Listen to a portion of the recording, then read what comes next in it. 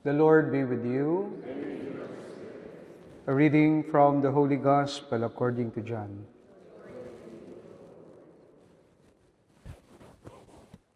Jesus said to his disciples, "If you love me, you will keep my commandments, and I will ask the Father, and he will give you another advocate to be with you always, the Spirit of truth, whom the world cannot accept, because it neither sees nor knows him. But you know him because he remains with you and will be in you.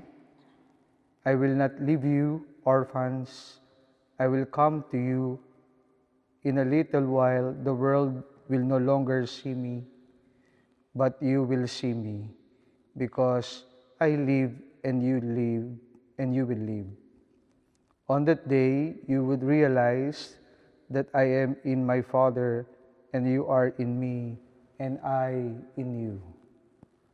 Whoever has my commandments and observes them is the one who loves me. And whoever loves me will be loved by my Father, and I will love him and reveal myself to him." My sisters and brothers, the Gospel of the Lord.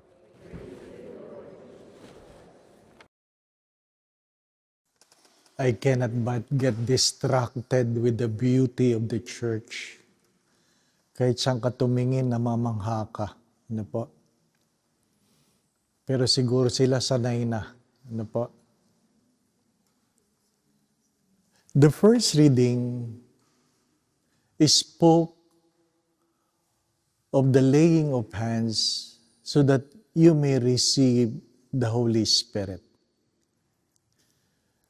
We are aware of our own baptism, but seldom we talk about our own confirmation. Naghahanda tayo sa binyag, pero marami sa atin hindi nakukumpilan. Hindi nakatanggap ng catechism about the confirmation. The Eucharist is the one that sustains us, that we may be able to survive our faith. But the confirmation is the responsibility that were given to all of us to spread the gospel. Noong unang panahon, pag kinukumpilan ka, sinasampal ka talaga ng obispo. Ano po? At alam niyo, ang pagsampal ay tinatama yung ring sa mukha mo. Tinatama. Ano po? The mark of the ring in your face is an affirmation, a confirmation that you are already the soldier of God. Ngayon, hindi mo na pwedeng gawin yun. Pag sinampal ka, madidemanda mo. Di pa ba? Kaya tinatapik-tapik na lang ni Bishop, di ba? Cute, cute, di ba? What is the gospel trying to tell us? That it is not by chance we are chosen. It is by choice. It is not by chance that you were chosen. It is by choice. You could have been born somewhere else. You could have been in a different religion. But it was by choice that you were born as a Catholic, raised as a Catholic. Hopefully you will die as a good Catholic.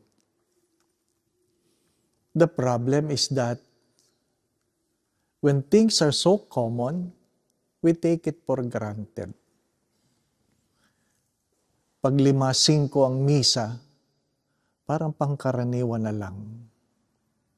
Tinutulugan na lang, nagiging option na lang, not really a choice. Today you have to remember this, that you were chosen by God. And I hope that you take pride and you take delight on the realization that you were chosen. Many were called, but few were chosen. If you have noticed, outside, there's a notice that tonight there will be a concert inside the church. And if you have noticed also, that if you want to enter, you have to pay. If you want to pray, you have to pay. Bakit? Because the government need the money for the upkeep of the church. Malungkot na kwento. Kung gusto mong manatili ang simbahan, kailangan mong mayroong pagkunan. Hindi lang tumatanggap ng labada si Father dito. Pati konsyerto. And many sad stories. There were churches that are converted into bars, coffee shops, whatever. The relic in Tarlac, the Monasterio in Tarlac of the Holy Cross came from one of the churches who were abandoned. And the bishop simply donated the relic to us. Malungkot na kwento, no? Bakit tayo hindi nag-aalala? Kasi ang dami simbahan sa atin. Kasi ang daming nagsisimba. Kasi ang daming pari. Napakadaling mamili. Napakadaling mamili. Yun ang problema pag masyadong maraming pinagpipilian. Yung namimili, nagiging mayabang. Yung namimili, nagpapabaya. Kaya paminsan-minsan, maganda yung ikaw ay nahihirapan. Namumulat ang iyong mga mata sa biyaya na hindi pala lahat nabibigay. Sabi nga ng isang bata, palagi na lang itlog ang ulam namin. Sabi naman ng isa, ikaw anong ulam ninyo? Prito. Kinabukasan, itlog na naman kami. Kayo, anong ulam ninyo? Nilaga. Buti pa kayo.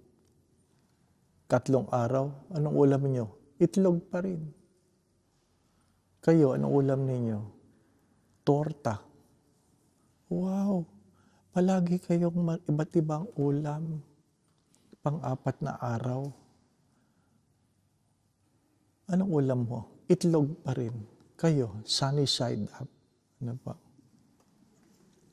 Hindi niya napansin. Puro itlog yun.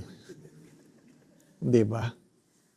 What I'm trying to say, we are given with the same gifts. What will you do with the gifts is up to you. It's either you curse yourself or you thank God for what you receive. Di po ba, ano? Habang ikaw ay tumatanda, pwede kang magreklamo ng maraming masakit. Pero pwede mo pagmasalamat na matanda ka na. Di ba? Today, I'm inviting you to look into your life, the things you have been taken for granted. And because you take this for granted, you have failed to be grateful.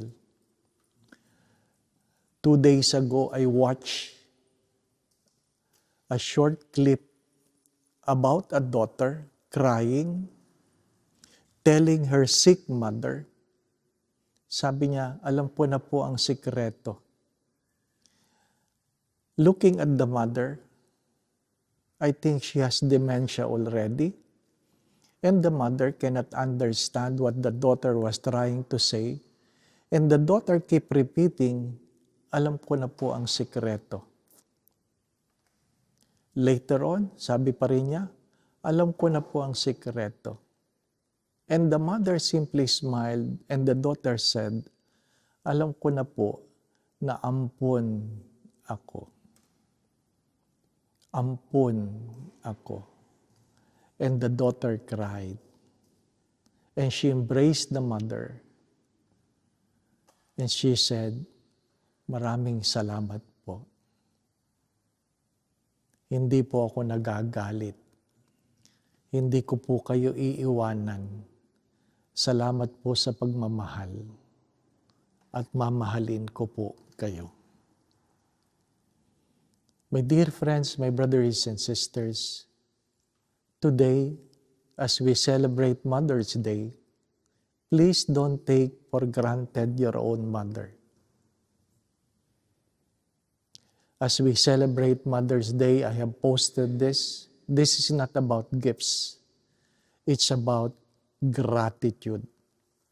It's about appreciation. It's about sacrifices. It's about the embrace, the support, the silent cries that your mother have done for you. And because she is too common, like many other things, we take her for granted. Let this celebration not only a celebration of appreciation, but a celebration of gratitude. Blessed are you if your mother are still alive. Blessed are you if your mother can still recognize you. But please allow her to know that you appreciated her and you love her. Please, please, please. Even God needs a mother. He has to be born of a woman to be human. That's why no one among us can boast that we don't need a mother. Appreciate. Say thank you. As many times I have said this, the secret of a happy life is a grateful spirit. Amen. Going back to what I've said, sometimes what is common is not really common. We simply take them for granted. What is common is not really common. They are graces. They are abundant gifts that we take for granted. My dear friends, my brothers and sisters, you have heard this many times. We are unhappy not because we do not have, but because we simply fail to appreciate what we have. Kaya tayo malungkot, hindi yung wala tayo. Hindi lang talaga natin na ipagpapasalamat kung anong meron tayo. To all mothers, Happy Mother's Day. Boom. Happy Mother's Day.